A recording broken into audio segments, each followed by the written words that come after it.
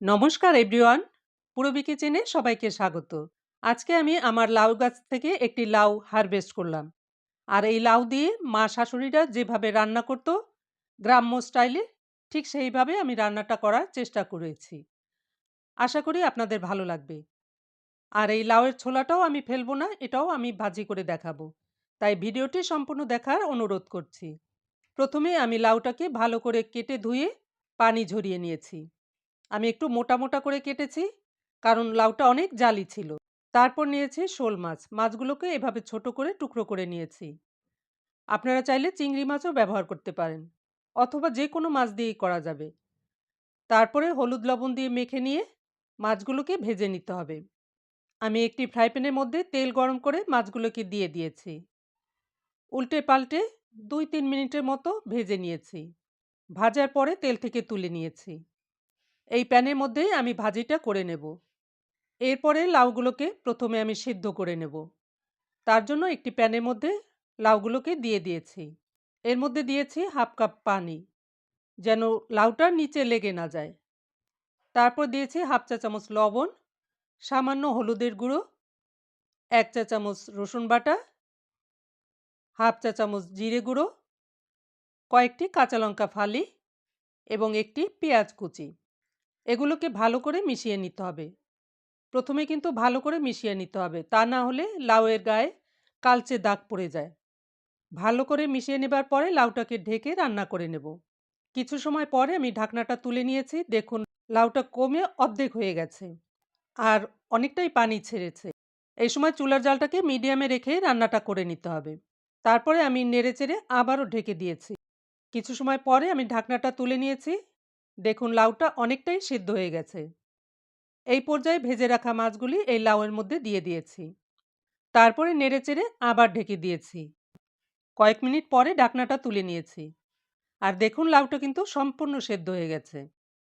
এখন এই লাউগুলোকে ফোড়নে দেব। তার জন্য আমি কড়াই থেকে অন্য একটি পাত্রে নামিয়ে নিয়েছি।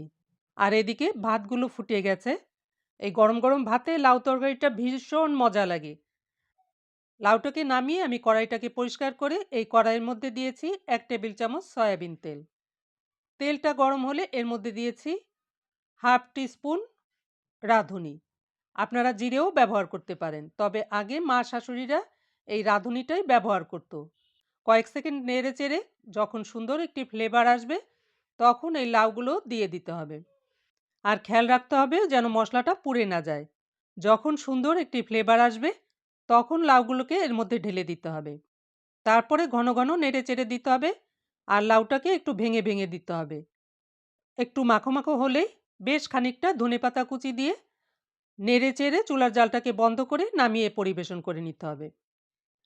এরপর আমি লাউয়ের ছোলাগুলো ভেজে নেব।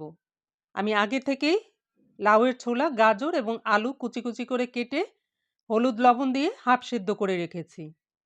আর এদিকে যে ফ্রাই প্যানটা আমি মাছ ভেজেছিলাম, সেই প্যানের মধ্যে আরও কিছুটা তেল দিয়ে এই তেলের মধ্যে দিয়েছি পেঁয়াজ কুচি, রসুন কুচি এবং একটি শুকনো লঙ্কা। এগুলোকে একটু নরম করে ভেজে নিতে হবে, লালচে করার দরকার নেই।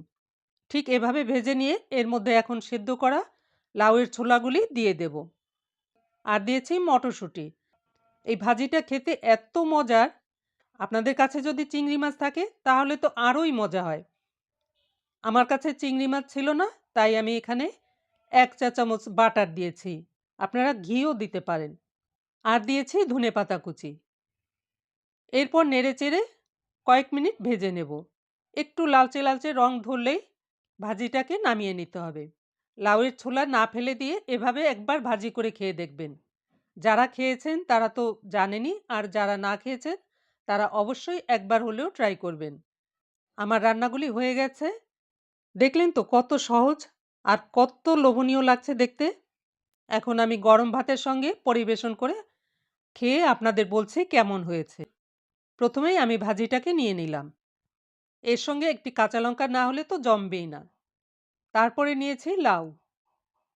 এবার খেয়ে বলছি, আহ, কি মজা! মা শাশুড়িরা যেভাবে রান্না করত, সেই স্বাদ এখনো ভুলতে পারছি না। কিছুটা হলেও চেষ্টা করেছি, তাই অবশ্যই আপনারাও এভাবে ট্রাই করে দেখতে পারেন। আশা করি ভালো লাগবে। তাহলে এবার রাখছি। সবাই সুস্থ থাকবেন। Good bye.